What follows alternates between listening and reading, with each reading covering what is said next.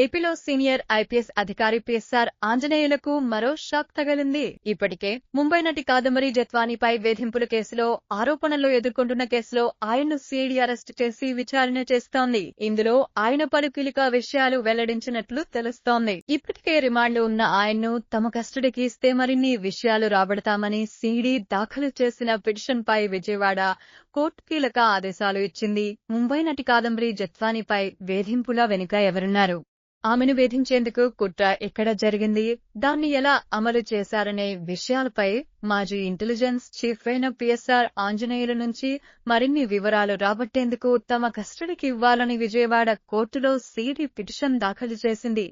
దీనిపై విచారణ జరిపిన విజయవాడ కోర్టు 3 రోజుల పాటు కస్టడీకి అప్పగిస్తూ ఇవాళ ఆదేశాలు ఇచ్చింది. వచ్చే ఆదివారం, సోమవారం, మంగళవారాల్లో ఉదయం 10 గంటల నుంచి సాయంత్రం 5 గంటల వరకు పిఎస్ఆర్ ఆంజనేయులపై విచారణ జరిపేందుకు సిఐడికి అనుమతిస్తూ విజయవాడ కోర్టు ఆదేశాలు జారీ చేసింది.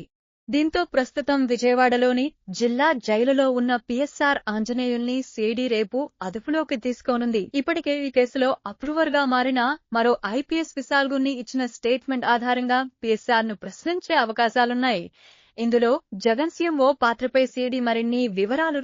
ఏపీలో సీనియర్ ఐపీఎస్ అధికారి పిఎస్ఆర్ ఆంజనేయులకు మరో షాక్ తగిలింది. ఇప్పటికే ముంబై నటి కాదంబరి జత్వానీపై వేధింపుల కేసులో ఆరోపణలు ఎదుర్కొంటున్న కేసులో ఆయన్ను సిఐడి అరెస్టు చేసి విచారణ చేస్తోంది. ఇందులో ఆయన పలు కీలక విషయాలు వెల్లడించినట్లు తెలుస్తోంది. ఇప్పటికే రిమాండ్లో ఉన్న ఆయన్ను తమ కస్టడీకి ఇస్తే మరిన్ని విషయాలు రాబడతామని సిఐడి దాఖలు చేసిన పిటిషన్పై విజయవాడ కోర్టు కీలక ఆదేశాలు ఇచ్చింది. ముంబై నటి కాదంబరి జత్వానీపై వేధింపుల వెనుక ఎవరున్నారు, ఆమెను వేధించేందుకు కుట్ర ఎక్కడ జరిగింది, దాన్ని ఎలా అమలు చేశారనే విషయాలపై మాజీ ఇంటెలిజెన్స్ చీఫ్ అయిన పిఎస్ఆర్ ఆంజనేయుల నుంచి మరిన్ని వివరాలు రాబట్టేందుకు తమ కస్టడీకి ఇవ్వాలని విజయవాడ కోర్టులో సిఐడి పిటిషన్ దాఖలు చేసింది.